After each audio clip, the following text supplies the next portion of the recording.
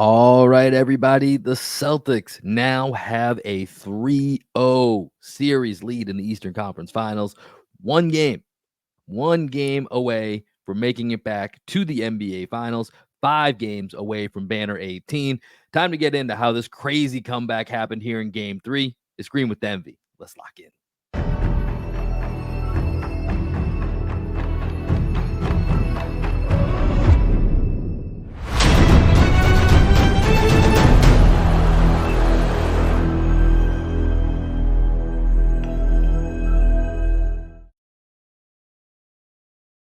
What up, what up, what up? Welcome into another edition of Green with Envy, where the Celtics are 1 game away from the NBA Finals, take a commanding 3-0 series lead against the Indiana Pacers in a crazy dramatic game 3, 18-point comeback, 114-111 victory.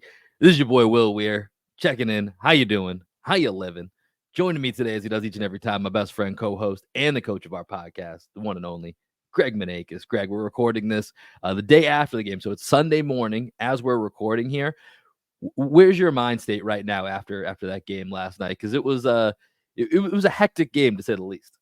It was, and it was really fun for all the listeners out there. Will and I actually were able to watch this game in person together with some Pacers fans, actually our friends down here in Austin, Texas. So we were at my buddy's house. Shout out to Brett, shout out to Mikey Sinclair, shout out to Towns and Ryan Nixon, all the people that we were hanging with last night. And first of all, that brisket was amazing. Those brisket, it was great brisket. Tacos were pretty damn good. But when we left Brett's house, I thought to myself, man, should we just ride this energy, go back and record tonight? You know what I mean?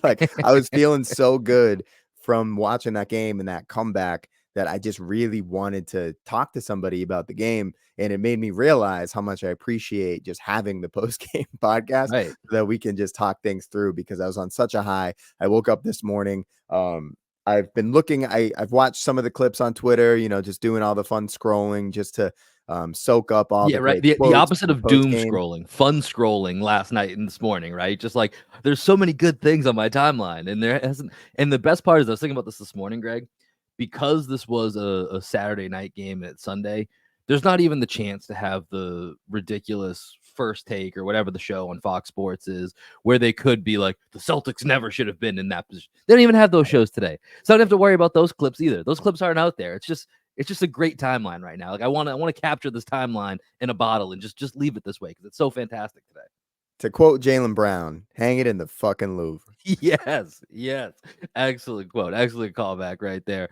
Well, we got a lot to get into here, dude, because like you said, there's so much about this game that we can talk to. So let's do this here. Let's do a quick morning box score just to reset, get everybody on the same page, and then we're going to take you through all the highs and lows of this game and eventually how we got to the final, which let's start there. It's a morning box score. Celtics win 114-111 on the road, now take a 3-0 series lead in the Eastern Conference Finals.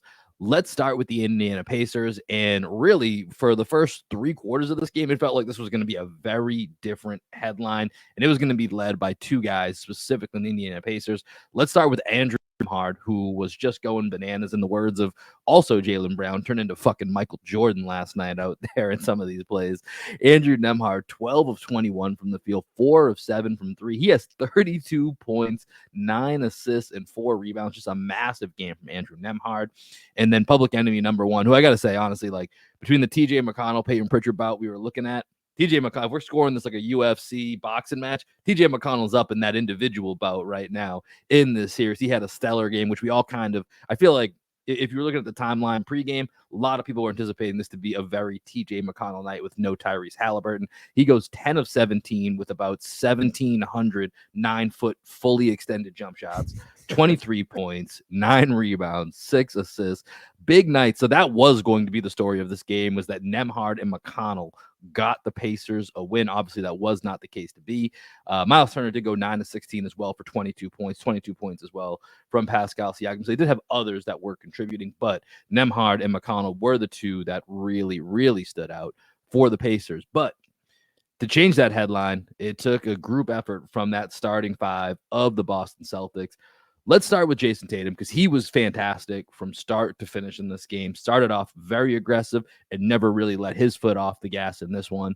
36 points, 10 rebounds, 8 assists, 1 steal, 2 blocks, 5 of 10 from the three-point line, which has really been the key element that has been missing from Jason Tatum's performance so far in the postseason, is getting that three-point shot going. He goes 5 of 10, which was huge for him to get back on track. We'll talk more about him in just a little bit. Jaylen Brown, another steady, incredibly consistent performance from him. 10 of 18 from the field, 24 points to go along with 2 rebounds, 3 assists, a steal, and a block. Al Horford. These are the type of Al Horford games that the Celtics just simply cannot waste, especially without a Kristaps Porzingis. Just an awesome night from Al Horford, who did play 35 minutes, but in a game where you're looking to just step on the throat and he has it going. I love the move. I think it was a necessary move for last night. He goes 8 of 14 from the field, 7 of 12 from 3. 23 points overall, 5 rebounds, and 3 blocks. We will talk more about the block shot from the Celtics here in just a moment. And then you look to the backcourt, and it really in the first half, really the first 3 quarters, this was not going to be a glowing review for Derek White and Jrue Holiday, but that all changed in the fourth quarter. Overall, Jrue Holiday ends up with 14 points, 9 rebounds, 3 assists, 3 steals. Derek White, 13 points, 5 rebounds, 7 assists, 4 blocks. So based on those stat lines, you wouldn't. It's surprising to say that the first 3 quarters weren't great for those guys, but really we'll talk about tale of 2 halves with them, and Jrue Holiday, of course, making 2 of the biggest plays down the stretch here to seal this game. And Greg, we talked after game 1 that the math was a little bit funky in that game. This is another funky math game where if you just look at the numbers, it's kind of hard to believe that the Pacers, were up late. I think it was 8 points or 7 points with 2.5 minutes left to go, up 5, about a minute 10, whatever it was. And here's some weird math numbers. Celtics win the 3-point line, 16-5. They win the free throw attempt battle, 26-14. They're +4 in the turnover game, and they have 12 block shots to the Pacers' 1 block shot. And this ends up as a 3-point victory that the Celtics have to pull out at the very end. I don't know, man. Game 1, game 3, math just didn't quite math, but at the end of the day, the Celtics get a win and they're up 3-0. So that's all that matters. Dude, there's yeah, that's pretty crazy to think about the 3-point difference. As I was looking at the box scores you were talking, I was like, dang, the Pacers really only hit 5 threes. And then I looked at the Celtics, and the Celtics hit 16. So 16 for 46 from the Celtics for 34.8%. You go down to the Pacers, 5 for 22, 22.7%. But the Pacers are just so goddamn efficient on offense. There's a reason why they're the best offense in the NBA. They just do not stop executing. They push the pace for 48 minutes. It doesn't matter who's on the court because they're going to get good shots. But to credit the Celtics, man, in the first half, the Pacers were bananas from the field. But in the second half, do you know what the Pacers shot in the second half, Will? I'm looking at the first half here, so I'm gonna refrain from checking. 63.6%. 64% from the field in the first half. If you had to guess, what do you think they shot in the second half? So I know what they ended up shooting overall. So I'm gonna guess they shot like 35% in the second half. 38%. Both quarters, the third quarter and the fourth quarter, they shot 38% from the field. So when you talk about the Celtics and their championship DNA and their identity, we've mentioned plenty of times throughout this year that they're going to win on the defensive side of the ball. They have such a special defensive group, and this is happening without Kristaps Porzingis, obviously.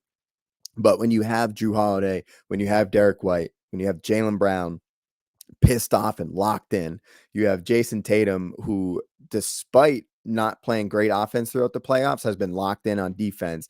Al Horford, with the 4 blocks that he had last night, 3 or 4 blocks that he had last night, he's also looking spry, coming off of a game in which Joe rightfully only played him 25 minutes after I think he played like 38 in the game before that. Played 40, because of overtime. 40 in the game before that, right? So you give Al one night to kind of get his legs back, and it really pays off in this game on both sides of the court. Al Horford was unbelievable. Shout out to O'Shea Brissett. Shout out to Xavier Tillman for getting some minutes in there. Listen, the bench wasn't good last night, but just on those two guys, like those two guys gave you a quality 20 minutes, even though it's not going to wow you when you look at the box score. Although, to be fair, Xavier Tillman in 13 minutes was a +12. but like they combined for 2 points, 1 block, 2 rebounds. Like, you know what I mean? Like it's not going to wow you, but they gave you solid minutes, especially when you just didn't really get much from Hauser and Pritchard. Brissett and Tillman were the best guys off the bench for sure. Absolutely. But Will, you wanted to talk about a specific series in the third quarter. So I want to get to that here, where the Celtics in the third quarter blocked 8 shots. In one quarter, the Boston Celtics blocked 8 shots, and our Pacers friends were freaking out at how much they could not score the basketball in the third quarter. They were just like, are we going to ever score? Like, what is going on? Because they were so used to that high level execution, and the Celtics just were like, oh, there's a leak right now, a deluge, and we're going to shut that off completely. Yeah, so for me, as we were watching the game, this is when I started to notice that there was a little bit of a shift. So just to set the scene, we're looking at the third quarter here, 5:19 left. Celtics are down 15. So I know they ultimately made an 18-point comeback. So it's right around the time that score was at its largest amount at that 18 points. But this is a sequence where it just felt like, okay, the Celtics are re-engaging in a way defensively that we haven't seen them do in this game. And as we're going to watch here for just a second, you're going to see 4 blocks in what is 1 minute and 21 seconds of game time. So let's do this, Greg. Put this full screen if you can. Let's play these four clips here, and then we'll talk about it. 4 rebounds in 8 minutes. Second foul on Tatum. Neesmith shot clock. Brown with the rejection. Here's Brown. Goes right at Nembhard, lays it up and in. McConnell gets inside, kicks it out. Shepard, shot clock at 7. Toppin. Back into the hands of TJ McConnell. Fires a pass to Shepard. His shot. I think White got a piece of it.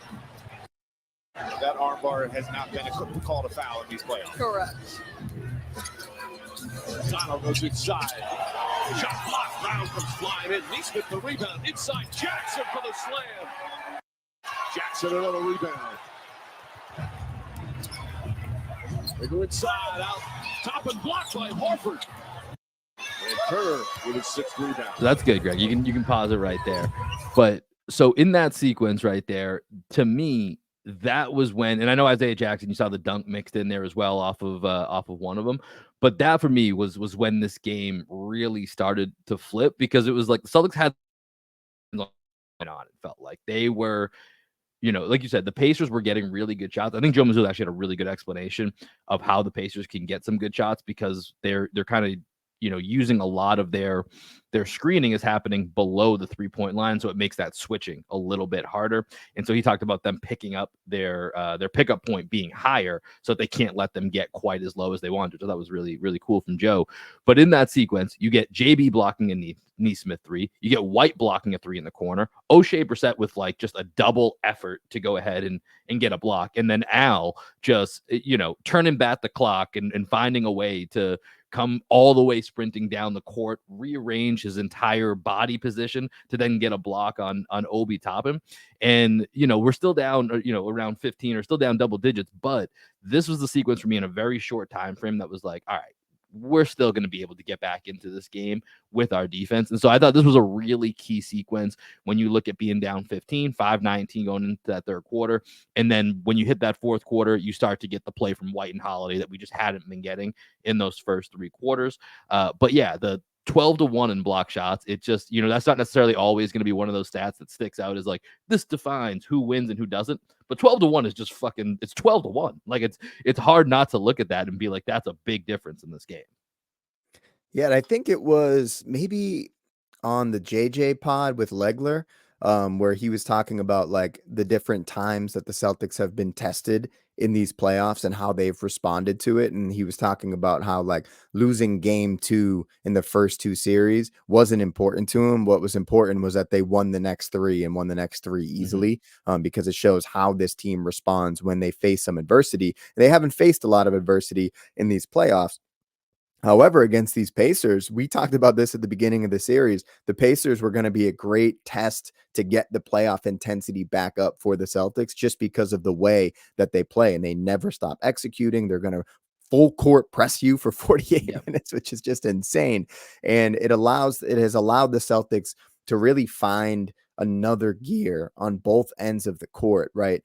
maybe they're not locked in for a full 48 on defense because the Pacers are just that good on offense, man. They're the best offense in the league. If you look out west and whoever we might play in the finals, like it's going to present different challenges, right? Mhm. But this challenge, I think, might be the biggest test for the Celtics in the playoffs just because of how much they execute and how the Celtics kind of weakness is that they don't focus for a full 48 minutes, right? They're really testing themselves here against the Pacers. But this series was amazing, man. This series that we just showed with all the block shots and 8 blocks in one quarter is ridiculous, man. And holding this team to 38% in back-to-back quarters is pretty special stuff. Even though they didn't have Halliburton. Listen, Halliburton's a great player and he really does bring them to the next level. I'm not saying that, but like in this time, Nembhard is playing as good as Halliburton can play in this game, right? So they didn't necessarily miss Halliburton because Nembhard was playing at such a crazy level, and so was McConnell. He had 9 assists to go with his crazy scoring output too, right? So it's not just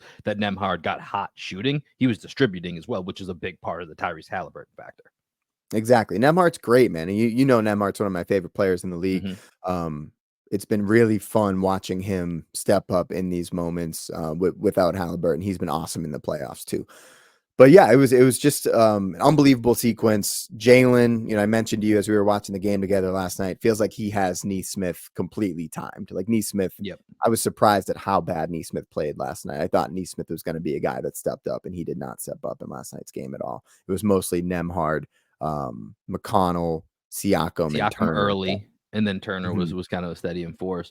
But yeah, I mean, dude, honestly, like some part of the story of this game was Nembhard and McConnell kind of dominated Derek White and Jrue Holiday the first 3 quarters, right? Like, let's just break it down by half here. First half for Derek White and Jrue Holiday, 2 of 6 from the field, 1 rebound, 3 assists, 9 points, a -15 in the first half. Second half, and you really could have broken this down, but the third quarter wasn't phenomenal for them as well, but the fourth quarter was really great. But second half, they're 5 of 15, still didn't shoot the ball great combined, but 13 rebounds, 7 assists, 18 points, plus 25 in the second half. How many blocks? And so they had 8 stocks combined overall throughout the game. In 8 one stocks half combined.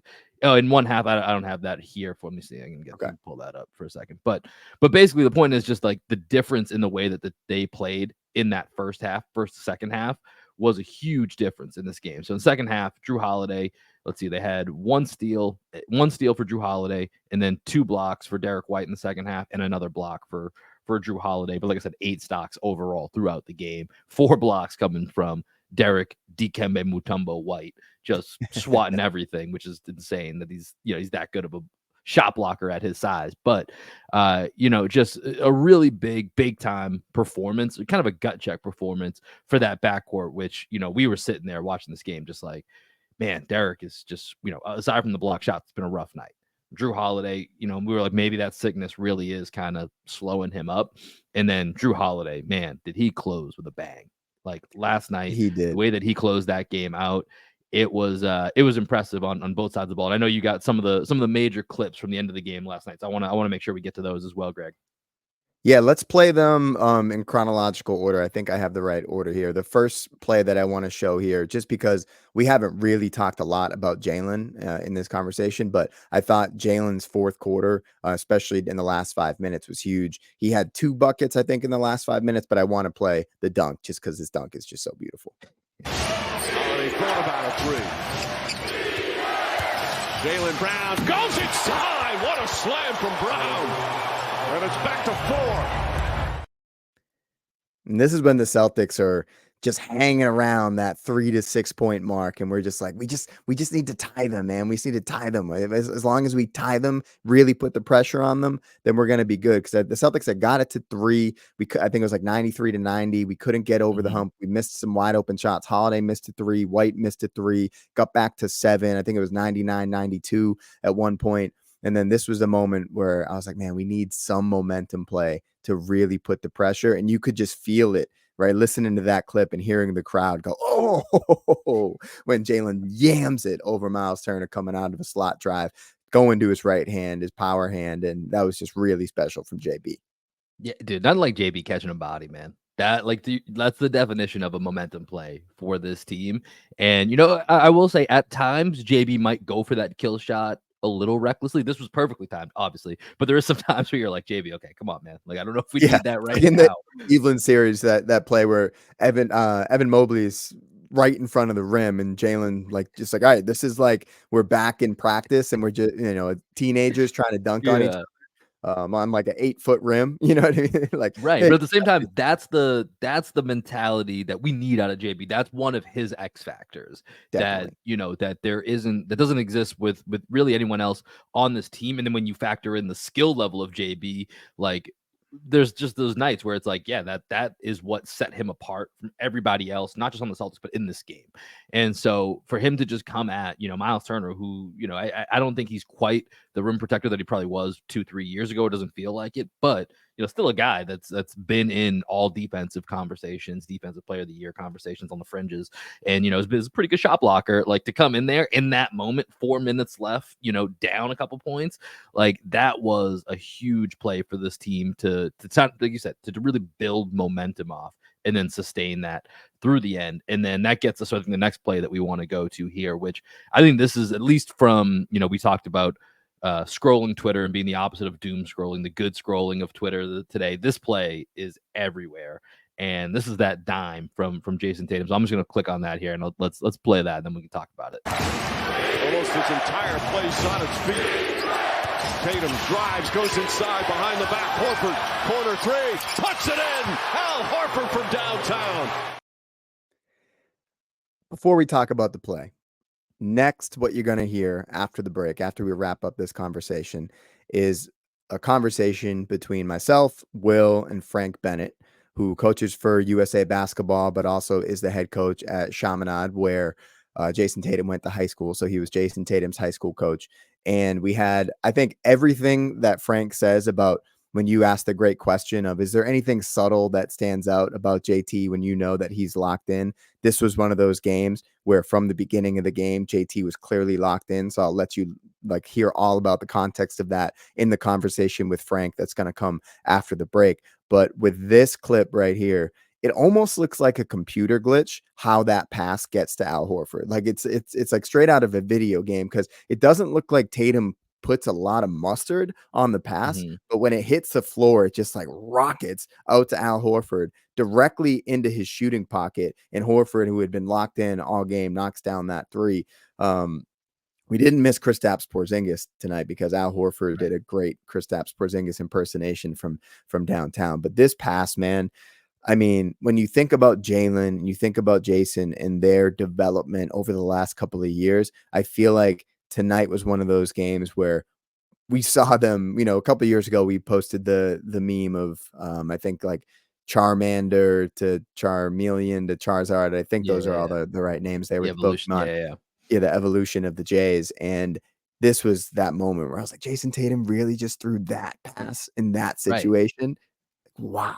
In this, that like is almost a direct statement to everyone that is only looking at, he had 32, should have had 50, right? Like they're just looking at that points part of his stat line. And it's like, that's such a difficult pass.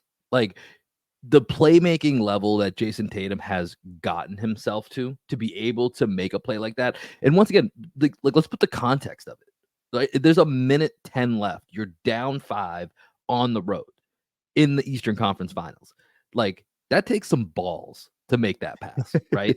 Like it just straight up does. Like you have to be so confident that is going to, that's going to work out. Like you have to have practiced that pass. You have to have, timing and rhythm. I think he talked about, just trusting that. I mean, he couldn't see Al. He had to trust that Al's going to be in the corner. There's going to be a guy in the corner waiting for this pass right now. And then, like you said, you've always preached this as one of your kind of like coaching mantras: on time, on target, right? And that's exactly what it was for Al, who was just money, all night. 7 3-pointers from Al Horford.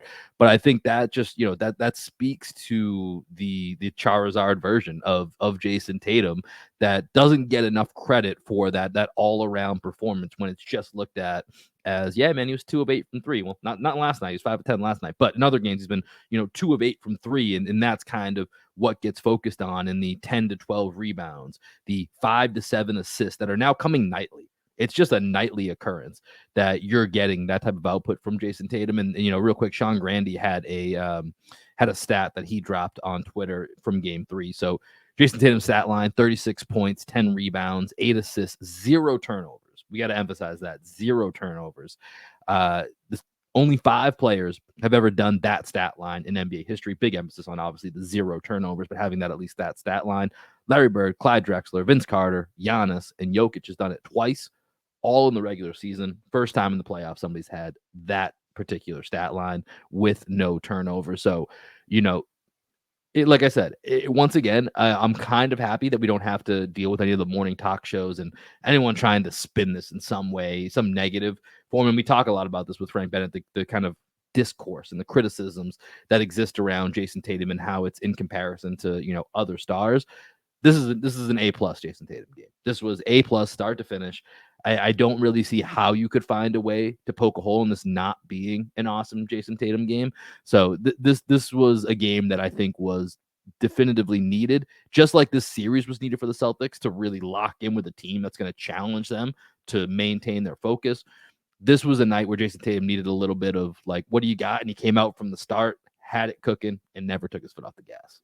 I think the only blemish was the free throw line, right? 7 for 11 on the free throw line, which also cost you your bet because it would. And I realized that was the biggest part of my bet parlay I had last night. So that would have actually made my night a little bit sweeter. So it would have been nice if Jason Tatum would have hit those 4 free throws. But because if he hits those 4 free throws, Will had a parlay that Tatum would get 40 points, 10 rebounds with the Celtics to win. He also had a bet that Tatum would have at least 29 points, 8 rebounds and 4 assists, or 9 rebounds and 4 assists. So he was all in on a big Jason Tatum game. All in on a big JT night. Very close. If those free throws hit, would have been sweet. But it's okay. I'll take the 3-0 series lead.